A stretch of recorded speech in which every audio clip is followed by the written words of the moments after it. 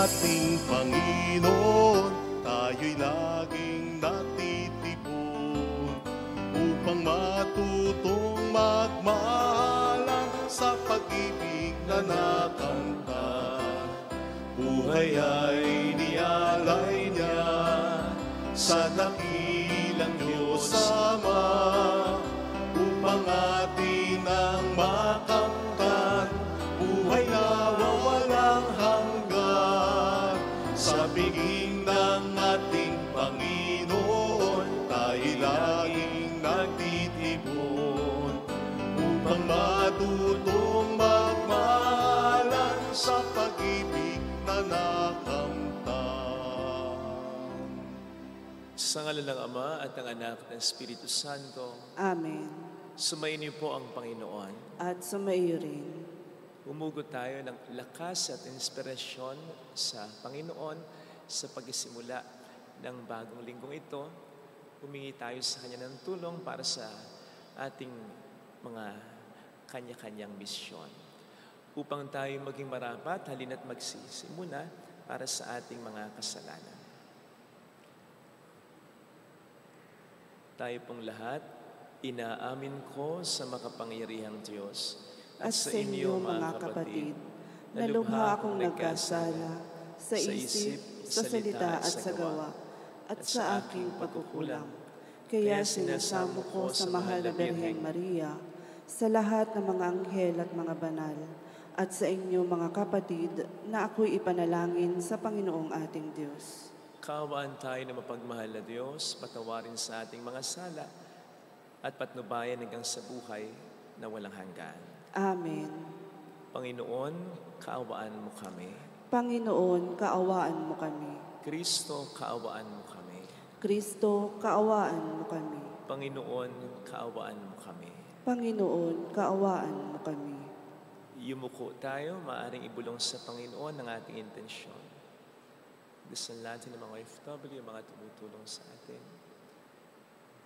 Dasal natin ang mga may sakit, tulad ni Yonsha, Teresita, Evelyn, Mel, Ilona, Roger, Juliet, Julie, Lerma, Remy, Rudy.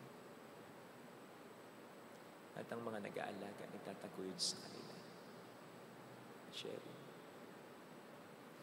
Manalangin tayo. Ama naming makapangyarihan, nililiwanagan ng iyong maasang ilaw ang mga naliligaw na iyong pinababalik sa daan para ikaw ay matagpuan. Ang mga kabilang sa nananalig sa iyong anak ay pagkalooban mong makapagwaksi sa tanang salungat sa ngalang Kristiyanong sa iyo tinanggap upang ito ay talagang mapangatawan ng ganap sa pamamagitan ni Jesucristo kasama ng Espiritu Santo magpasa walang hanggan. Amen. Ang salita ng Diyos mula sa aklat ng Exodo. Noong mga araw na iyon, ang Ehipto'y nagkaroon ng ibang hari na walang anumang alam tungkol kay Jose. Sinabi niya sa kanyang mga kababayan, "Nanganganib tayo sa mga Israelita. Sila'y patuloy na dumarami at lumalakas pa kaysa sa atin. Kailangang gumawa tayo ng paraan para mapigil ang kanilang pagdami. Baka tayo salakayin ng ating mga kaaway at umanib pa sila sa mga ito at pagkatapos ay umalis na sa ating lupain. Kaya't naglagay sila ng mababagsik na tagapangasiwa upang pahirapan ang mga Israelita. Ipinagawa ng Faraon sa mga ito ang mga lungsod ng Pitom at Rameses, lungsod na tinggalan ng mga pagkain at kagamitan. Ngunit habang sinisikil, lalo namang dumarami at lumalaganap ang mga Israelita. Kaya't sila'y kinapuutan at kinatakutan ng mga Ehipsyo. Dahil dito, sinikil at pinahirapan ng mga Ehipsyo sa paggawa ng tisa at ng iba't ibang mababigat na gawaing bukid. Iniutos naman ng Faraon sa mga Ehipsyo na itapon sa ilog Nilo ang lahat ng lalaking isisilang na mga Hebrea at bayaan lamang mabuhay ang mga babae. Ang salita ng Diyos. Salamat sa Diyos. Sa pangalan ng may kapal, tayo ay tinutulungan. Sa pangalan ng may kapal, tayo ay tinutulungan. Ano kaya't di pumanig sa atin ang Panginoon? O Israel, ano kaya ang sagot sa gayong tanong? Kung ang Panginoong Diyos sa amin ay di pumanig, noong kami salakayin ng kaaway na malupit, maaaring kami noon ay nilulon na ng buhay sa silakbo ng damdamin at matinding kagalitan. Sa pangalan ng may kapal, tayo ay tinutulungan. Maaaring kami nooy natangay na niyang agos, na anod sa karagatat, tuloy-tuloy na nalunod. Sa lakas ng agos, nooy nalunod nga kaming lubos. Tayo ay magpasalamat, ang poon ay papurihan, pagkat tayo'y iniligtas sa malupit na kaaway. Sa pangalan ng may kapal, tayo ay tinutulungan. Ang katulad nati iboy sa bitag ay nakatakas. Lubos tayong nakalaya nang ang bitag ay mawasak. Tulong nating kailangan ay sa poon nagmumula, pagkat itong lupa't langit, tanging siya ang lumikha. Sa pangalan ng may kapal, tayo ay tinutulungan.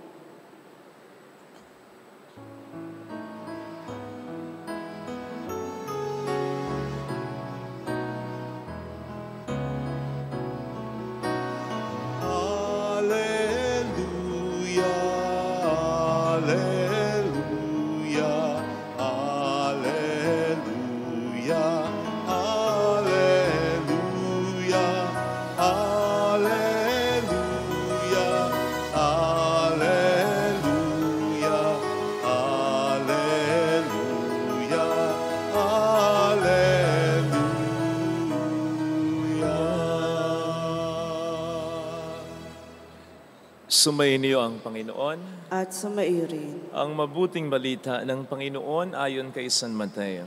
Papuri sa iyo, Panginoon. Noong panahong iyon, sinabi ni Jesus sa kaniyang mga apostol, "Huwag niyong isiping na parito ako upang magdala ng kapayapaan sa lupa. Na parito ako upang magdala ng tabak, hindi kapayapaan. Sapagkat naparito ako upang papaglabanin ang anak na lalaki at ang kanyang ama, ang anak na babae at ang kanyang ina, ang manugang na babae at ang kanyang biyanang babae, at ang kaaway ng isang tao'y ang kanya ring kasambahay. Ang umiibig sa ama o sa ina ng higit sa akin ay hindi karapat-dapat sa akin. At ang umiibig sa anak na lalaki o babae ng higit sa akin ay hindi karapat-dapat sa akin. Ang hindi nagpapasa ng kanyang krus at sumusunod sa akin ay hindi karapat-dapat sa akin. Ang nag-iingat ng kanyang buhay, siyang mawawalan nito, at ang nawawalan ng kanyang buhay dahil sa akin ay magkakamit nito.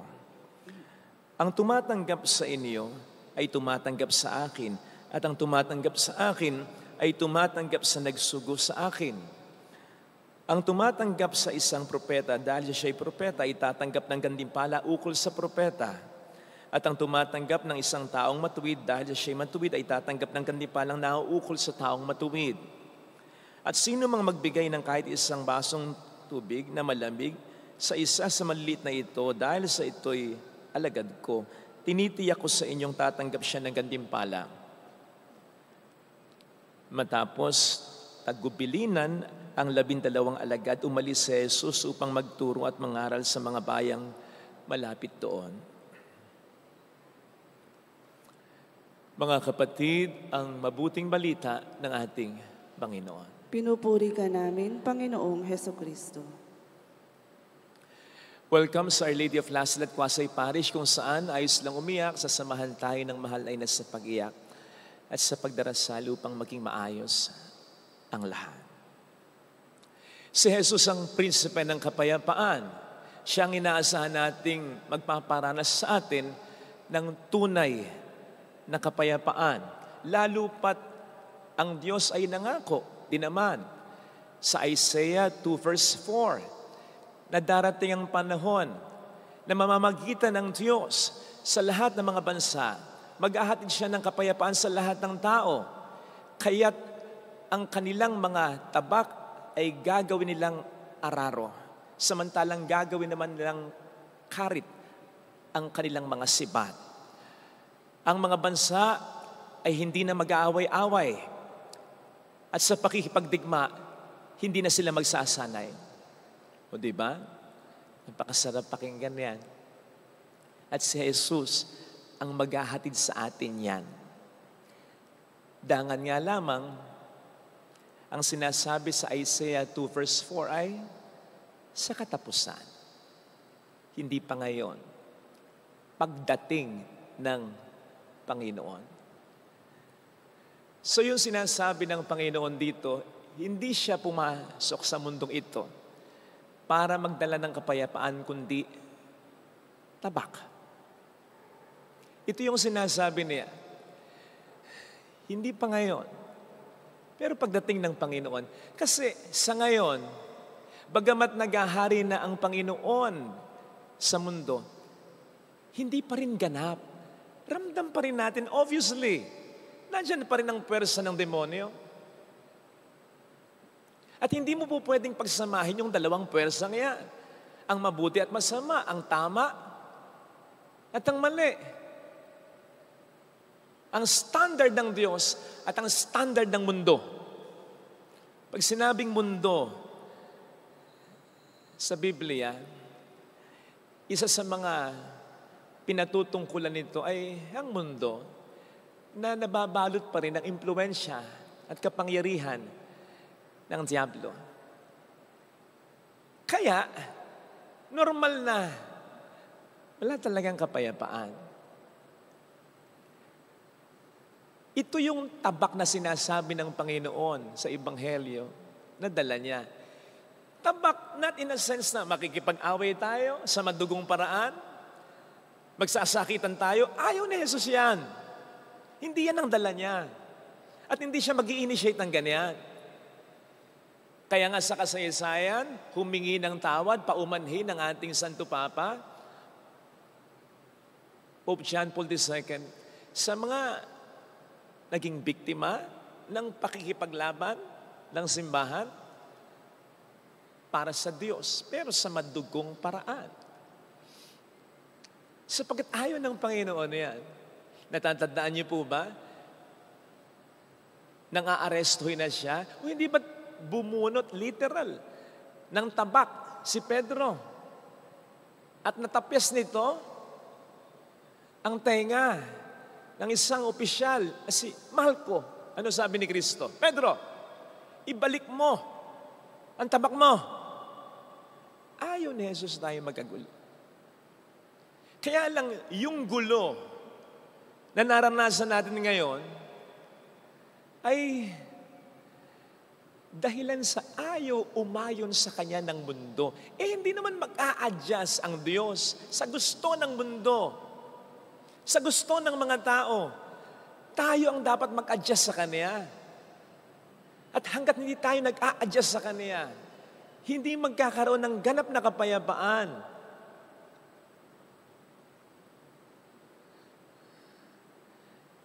At yun ang sinasabi ng Panginoon na tabak sa ating Ebanghelyong napakinggan. Di ba? Kapag ginagamit natin ng tabak, nag-slice tayo slice. Sineseparate mo ang isang bagay sa isang bagay. Hinahati mo. Ayun, pagkakabahagi-bahagi. Kung ikay nasa panig ng katotohanan o sa kasinungalingan. Kung ikay nasa panig ng Diyos o nasa panig ng tao. Hindi porke gusto ng lahat ng tao, yun na ang tama. Totoo, ha? Magbigay tayo ng halimbawa. Nandun ang katotohanan na gusto ni Kristo tungkol sa kasagraduhan ng buhay. Di ba? Na kinokontra ng mga taong pabor sa abortion. Na kinokontra mo rin, baka hindi mo alam kung pabor ka sa malawakang war on drugs na nagresulta sa maraming pagpatay. Baka akala mo, hindi ka nagkakasala dito. O sige, sabihin mong marami kayo. Marami kayong umiidolo sa Diyos-Diyosan nyo. Sige. Mas mahalaga pa ba yung taong yan kaysa sa dapat mong sampalatayanan? Saan ka pupulutin sa pagkampi mo sa isang tao? Sige nga. At hindi porke marami kayo na pinagyayabang ninyo, ay nasa tama na kayo. O yung katotohanan na gusto ng Diyos, halimbawa, sa kasagraduhan ng kasal, na pinapalagan ng mga pabor sa diborsyo. O yung katotohanan na ang nilikha ng Diyos na kasarian ay lalaki at babae lamang, na redefine ng mga taong may ibang opinyon para dyan. Ito yung division na meron tayo ngayon. Dahil may mga pumapalag sa katotohanan ng hatid ng Panginoon. Hindi sa katotohanan na gusto lang ng simbahan, kundi sa katotohanan na gusto ng Diyos na pinapahayag lamang ng simbahan. May mga pumapalag in the guise of freedom, in the guise of cultural development, in the guise of human rights. Ano ng Diablo eh. Hindi naman niya sasabihin sa yung masama ang ginagawa mo. Kasi hindi mo gagawin. Ikukubli niya at nalilinlang ka niya. Ito mga kapatid, yung tabak na sinasabi ng Panginoon sa Ebanghelyo. Ayaw niya sana ito, pero hindi niya ikokompromiso ang katotohanan niya sa katotohanan na gusto ng tao. Dahil siya ang katotohanan at hindi ang tao. Ako ang daan, ang buhay at ang katotohanan. The truth. Wala nang ibang katotohanan. The truth na siya. Wala nang iba. Siya ang magtatakda kung ano ang totoo at hindi ang tao.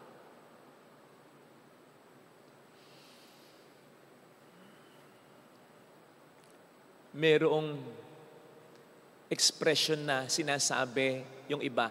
Alam kong narinig niyo na ito. On the right side of history. I am on the right side of history. We are on the right side of history. May similar na expression nito. Kasaysayan na ang maghuhusga sa akin. Huhusgahan ako ng kasaysayan. Ito yung sinasabi madalas ng mga tao when taking a stand.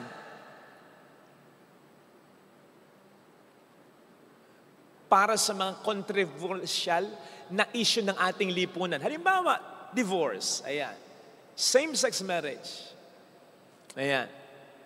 Impeachment na yan. Ayan. O di ba yan ang sinasabi ng mga senador?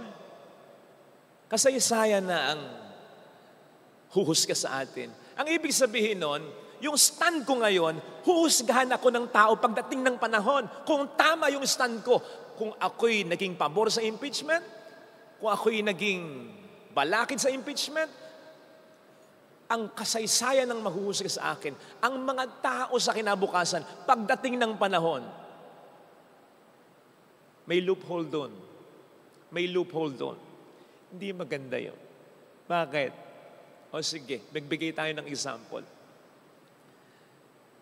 Di ba nangyari yung martial law na nagresulta sa pang-aabuso ng kapangyarihan na kumitil ng maraming buhay? O sige. Yan ay nasa kasaysayan na. O di ba? Hindi naman lahat tayo ngayon nagsasabing mali yung ginawa noon. O di ba? May mga nagsasabi ngayon, mas mga ganda nga dati, okay nga yung martial law eh. O di ba? Oh, sino ngayon ang nagseset ng katotohanan? Kung ang huhusga sa iyo sa kasaysayan ay tao lang, may loophole dyan. At ang isa sa magiging repercussion yan, ang gagawin mo ngayon, magdidesisyon ka ayon sa gusto ng tao. Hindi sa kung ano ang alam mo. At dididikta ng konsensya mong tama, totoo. Kasi alam mo nga, na dahil marami ang payag ngayon sa gusto mo, most likely, pagdating ng panahon, ganun pa rin. May papabor pa rin sa iyo. O nakita nyo na yung loophole doon? Mga kapatid, mga politiko, mga ordinaryong Pilipino, mga pare, lahat tayo. Huwag nating ipangalandakan at tayo umasa na tayo'y papaboran ng kasaysayan. Sapagkat ang kasaysayang tinutukoy natin sa ekspresyon na yun ay tao lang. Ang tao, ang hindi batayan ng katotohanan. Diyos lamang. Let us be on the right side. On the side of God. Not on the side of anything or anyone else. Sa side lang tayo ng Diyos. Yun ang right side. And besides, husgahan naman tayo ng tao, tama o mali yung ginawa natin. Ano ngayon? Ano magagawa ng panghusga nun? Pwede nga natin sabihin, pakialam ko sa inyo. Pero kapag tayo hinusgahan ng Diyos, mali yung ginawa mo, tapos ka na doon. Sapagat yun ang totoo. At hindi mo na po pwedeng i-bargain yun. Kasi po ganito, kasi hindi. Sabihin ng Diyos, nagdesisyon ka ba? Ayon sa gusto ko. Yun ang right side. Yun ang tama.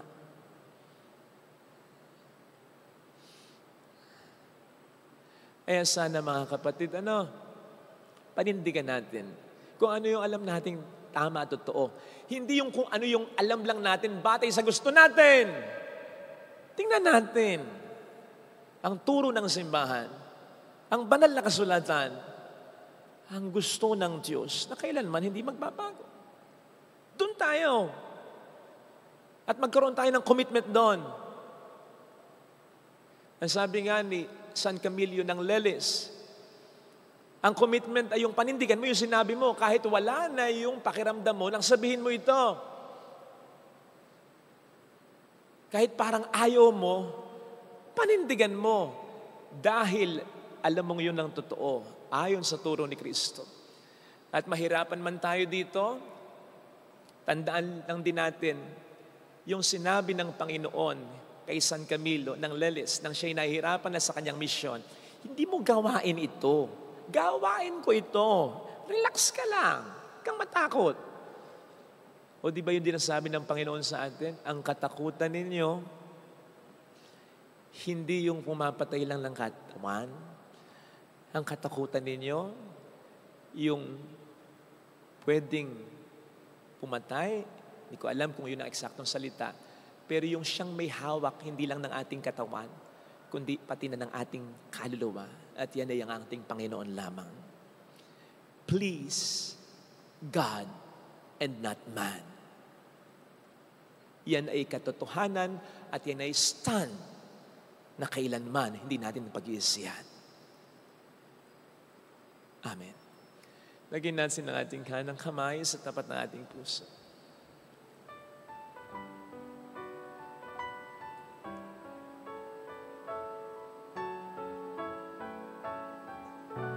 Awitin natin, alam kong may magagawa ang Diyos.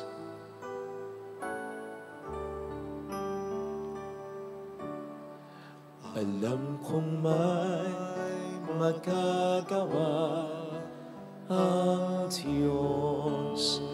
Alam kong may magagawa ang Diyos. Alam kong may magagawa ang Diyos. Kung ako'y magtatapat, Kung ako'y magtatapat, sa Kaniya'y maglilingkod, sa Kanya'y maglilingkod, alam kong may magagawa ang Diyos. may magagawa ang Diyos. Alam kong di rin ng Diyos ang samo ko, sapagkat mahal niya ako. ng Diyos ang samo ko. Alam kong di rin ng Diyos ang samo ko, Alam kong di ringgin ng Diyos sapagkat anak ang niya ako. samo ko. Kung ako'y magtatapat, Kung ako'y magtatapat, sa Kanya'y maglilingkod, sa Kanya'y maglilingkod. alam kong di rin ng Diyos ang samo ko. Pikit natin ang ating mga mata. Panginoon, tulungan mo po akong makapanindigan sa totoo. Sa totoong nagmumula sa iyo. Kahit pa may magtampo sa akin o may magalit sa akin na taong mahalaga sa buhay ko. Kasi kung hindi ako mag-stand para sa katotohanan, kailan nila marirealize yun? Kailan nila malalaman yun? Kung kukonsintihin ko sila ngayon, tulungan mo lang po akong maging proper. Ang hindi ko pagsang-ayon, tulungan mo lang ako sa aking mga gagamiting salita, sa aking mga actions. Tulungan mo ako, Panginoon, na makapanindigan para sa iyo. At sana ito ay maintindihan ng mga maapektuhan nito. Alleluia! Alleluia! Purihin ang Diyos. Alleluia! Pasalamatan siya. Siya ay muling babalik sa atin. Hindi Kanya iiwan, hindi Kanya papabayaan. Lalo pat kung ikay nasa panig niya. Alleluia! Umasa ka, sumampalataya ka. Huwag kang padala sa takot, huwag kang padala sa lungkot. Babalik ang Panginoon upang tayo ay kunin. Siya ang magpapadama, magpapamukha sa mga tao na naging tama ang desisyon natin talaga. Mayroong magandang mangyayari sa iyo. Huwag ka lang sa side ng kasaysayan. Sumaid ka sa Diyos na may hawak ng kasaysayan kung lalapit ka kay Jesus.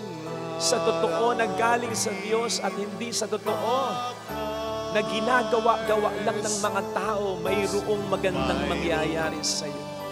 Panindigan mo ang sinabi na ng Panginoon sa iyo. Hindi yun na magbabago. Pagbalik-balik turay mo man ang mundo. Sinabi mismo yun ng ating Panginoon, hindi magkakabula ang Kanyang salita. Hindi ito mauwi sa wala.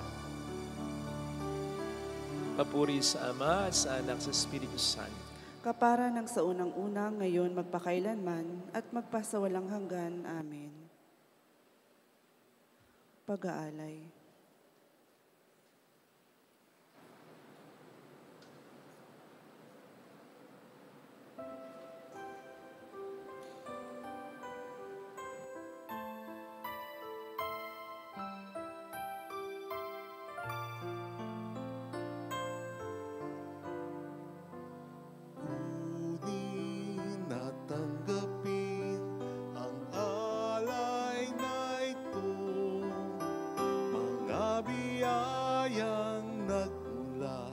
Sa pagpapala mo, tanda ng bawat pusong pagkat inibig mo, ngayo'y nananalig, nagmamahal sa'yo.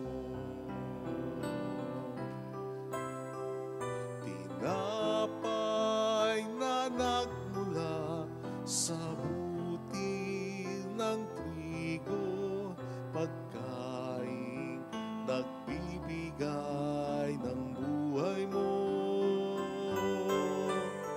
at alak na nagmula sa isang tangkay na ubas, inuming nagbibigay lakas.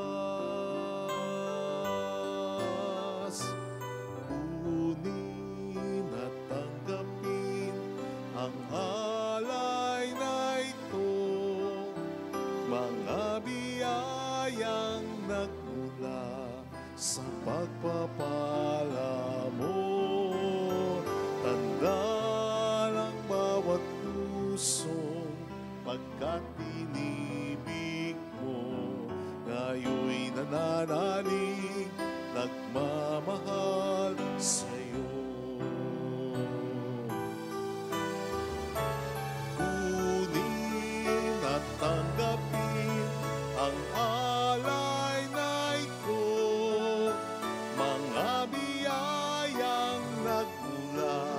sa pagpapala mo.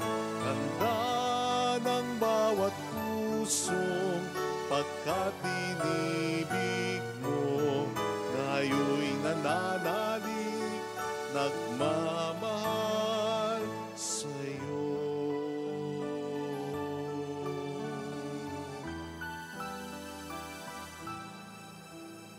Manalangin tayo upang ating handog ay maging kalugod-lugod sa Diyos amang makapangyarihan. Tanggapin nawa ng Panginoon itong paghahain sa iyong mga kamay, sa kapurihan niya at karangalan sa ating kapakinabangan at sa buong sambayanan niyang banal. Ama naming lumikha, tunghayan mo ang mga alay ng iyong sumasamong sambayanan at tanggapin mo ang mga ito para madagdagan ang iyong kabanalan sa mga nananalig na tunay sa pamamagitan ni Jesucristo.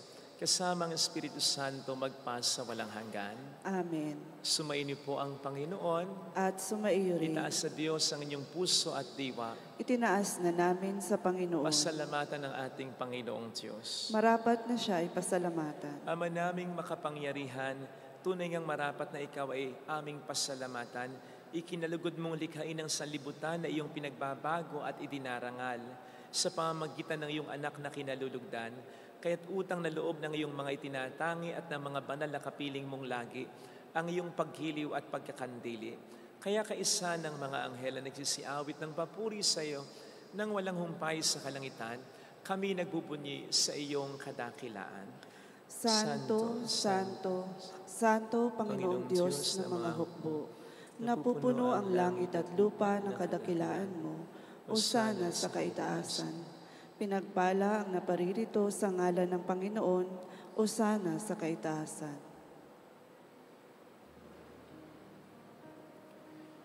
Ama naming banal, ikaw ang bukhal ng tanang kabanalan, kaya't sa pamamagitan ng iyong Espiritu, gawin mong banal ang mga kaloob na ito upang para sa amin ay maging katawan at dugo ng aming Panginoong Hesukristo. Bago niya pinagtiis ang kusang loob na maging handog, hinawakan niya ang tinapay, pinasalamatan kaniya, pinaghati-hati niya iyon, iniabot sa kaniyang mga alagad at sinabi, tanggapin ninyong lahat ito at kanin. Ito ang aking katawan na ihahandog para sa inyo.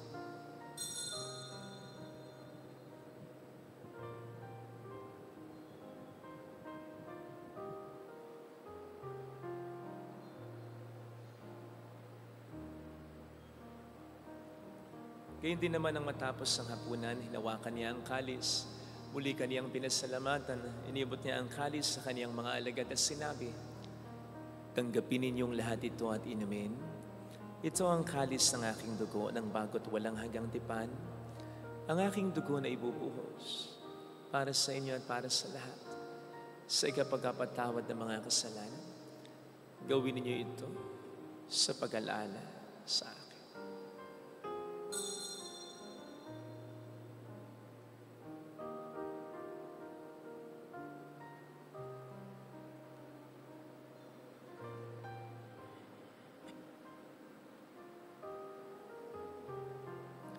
Ipagbunyi natin ang misteryo ng ating pananampalataya.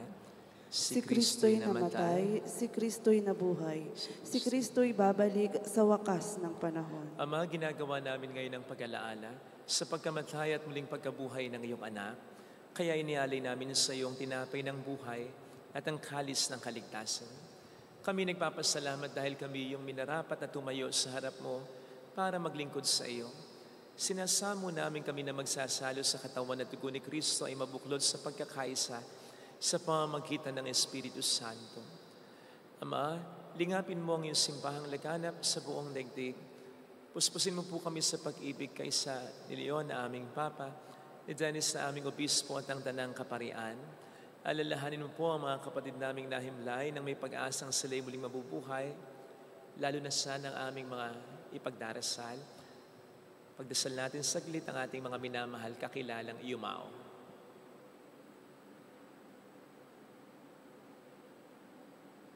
Pakisama sina Joyce, Lolo Boy,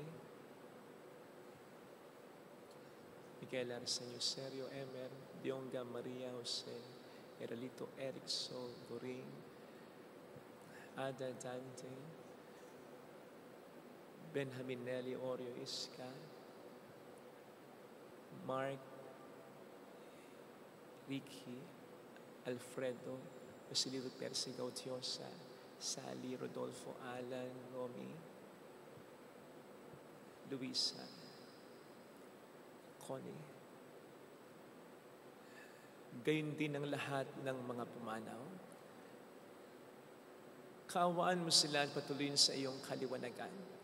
Kaawaan mo at maging tapatin kaming lahat na makasalo sa iyong buhay na walang wakas. Kaisa ang mahal na Birhen ng Lazaret, ang ina ng Diyos.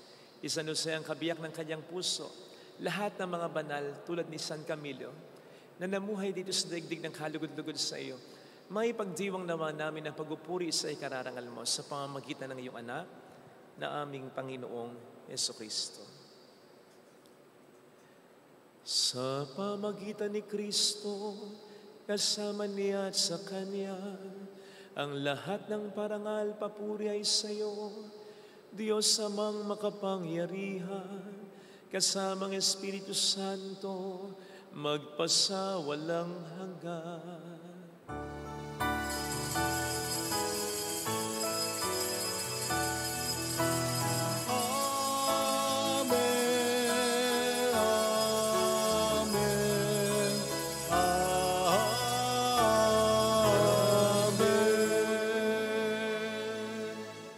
Tumawag tayo sa Ama.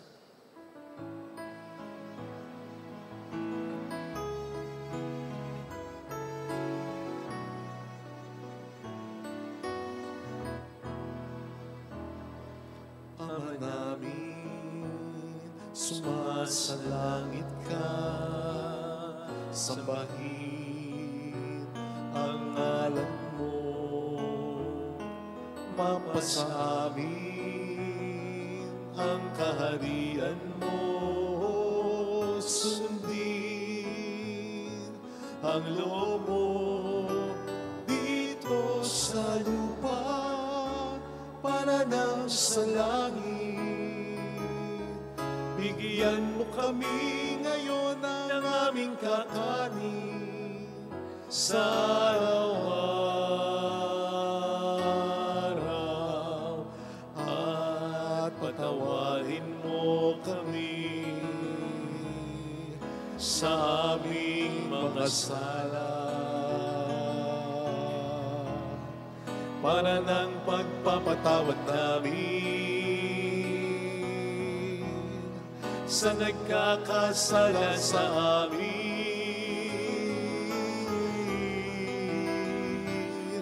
At huwag mo kami ipahintulot sa tukso at ihadya mo kami sa lahat ng masama.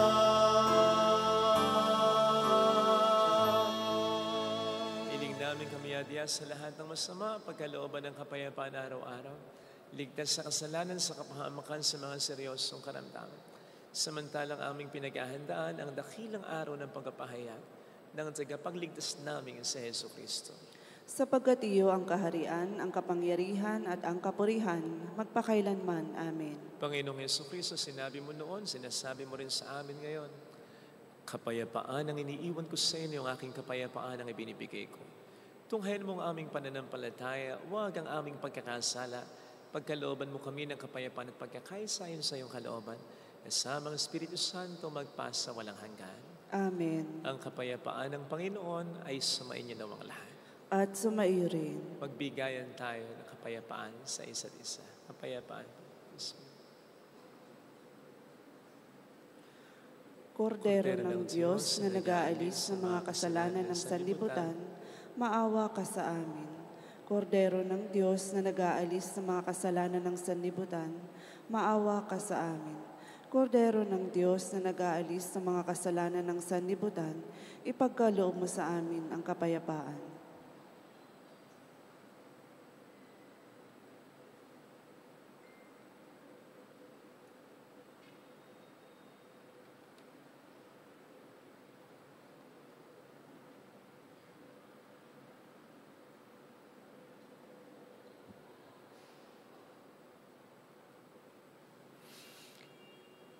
Narito sa harap natin ng Panginoon ang ating buhay at kaligtasan. Mga palad tayong kanyang pinaninintikan. Panginoon, hindi ako karapat-dapat na magpatuloy sa iyo, ngunit sa isang salita mo lamang ay gagaling na ako.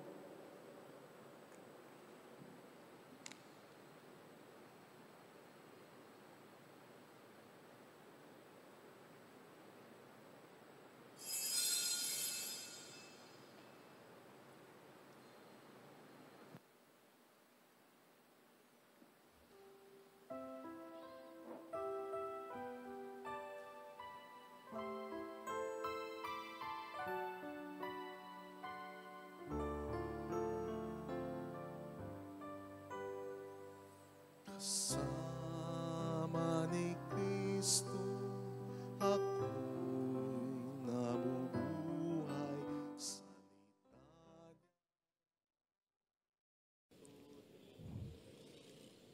Panalangin para sa espiritual na pakikinabang. Panginoong Hesus, ako ay naniniwala na ikaw ay nasa kabanal-banalang sakramento. Iniibig kita ng higit sa lahat at ninanasa kong tanggapin ka sa aking kaluluwa. Sapagkat sa mga sandaling ito, hindi kita matatanggap sa sakramento. Tumuloy ka sa espiritu sa aking puso. Niyayakap kita na parabang naririto ka na. Inaalay ko ng buong buo ang aking sarili sa iyo. Huwag mong hayaang mawalay ako sa iyo. Amen.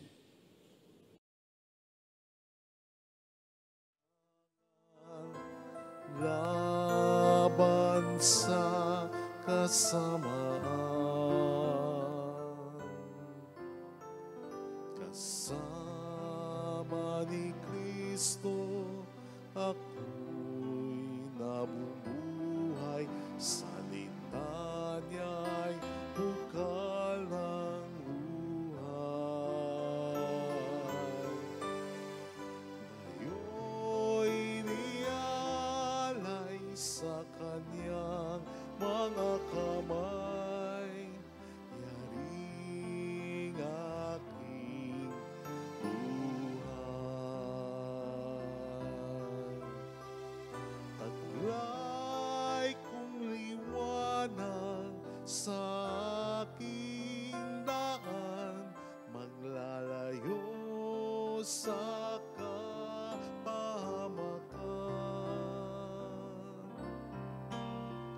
at mag-akay ng sino paman tungo sa sambayanan. Kasama ni Kristo, ako'y nabubuhay. Salita niya'y bukal ng buhay. Ngayon nialay sa kanyang mga kamay, yaring aking buhay. Kasama ni Kristo, ako'y nabubuhay.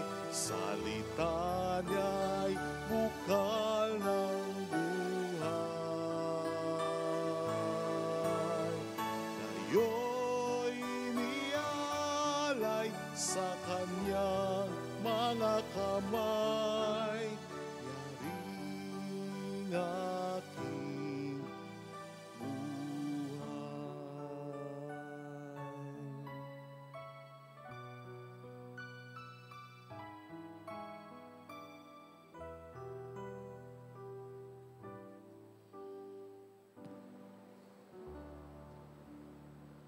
Manalangin tayo. Ama naming mapagmahal, kaming mga pinapagsalo mo sa piging na banal ay makatanggap nawa ng bungang karagdagan ng iyong pagligtas na aming ipinagdiriwang sa pamamagitan ni Jesucristo. Kasamang Espiritu Santo magpasa walang hanggan. Amen. Holy God, Holy Mighty One, Holy Immortal One. Have mercy on us and on the whole world. Holy God, Holy Mighty One, Holy Immortal One. Have mercy on us and on the whole world. Holy God, Holy Mighty One, Holy Immortal One. Have mercy on us and on the whole world. Jesus, King of Mercy, We trust in you. alalahanin, Alalahanin, o mahal na Birhen ng Lasalet, ina ng pag-asa. Ikaw ang nagpaalala sa aming magbalik loob sa Ama. Ito ang nagpapatunay na ang kagandahang loob mo'y nanatiling busilak. Sa pag-aaruga mo sa amin, tungkulin mo'y tinupad. Sa paanan ni Kristo, itinuring mo kaming mga tunay mong anak. Kaya ninais mong ni Isay huwag mapahamak. Maging sa iyong walang tigil na pananalangin, pati luhay pumatak. Huwag namang mawalan ng saysay ang iyong paghihirap. Hiling nawa namin sa iyo, o aming inang liyag, na matapos ang pakikibaka namin sa mundong ito at sa pananatili naming tapat kay Kristo. Sa kapurihan mo'y makibahagi kaming ganap, upang kung nasan ka ngayon ay maparoon din kaming lahat. At ang kaganapan ng kaluwalhatian ng Diyos Amay tuluyang matupad siya nawa. mahal na Birhen ng Lasalet, tagapagkasundo ng mga makasalanan. Ipanalangin mong walang patid kaming mga dumudulog sa iyo. Maraming salamat po sa inyong pakikisa at sa mga tulong na binibigay ninyo na nagiging dahilan para makatulong din po tayo sa marami pang mga simbahan, parokya. Marami pong salamat. Sumayin niyo ang Panginoon. At sumayo rin. Pagpalain kayo kasama ang ating mga ipinagdasal, ang ating mga mahal sa buhay. Pagpalain ang mapagmahal na Diyos ng Ama at ng Anak at ng Espiritu Santo. Amen. Umayo tayo sa kapayapaan ni Kristo. Salamat sa Diyos. Salamat din po.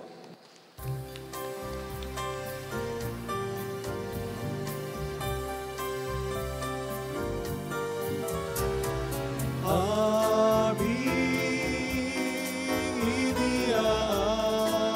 iniaalay ang pag-ibig na walang kapantay.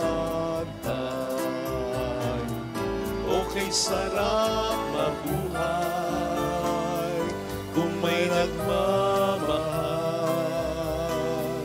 pagmamahal na tunay at laging dalisay. Ang Birhen kong umibig ay walang sintamis, pagsindang sakdalinis sa'yo hanggang langit. O Birhen, Birheng mahal, sa awit at sa dasal, aming iniaalay ang pag-ibig na walang kapantay.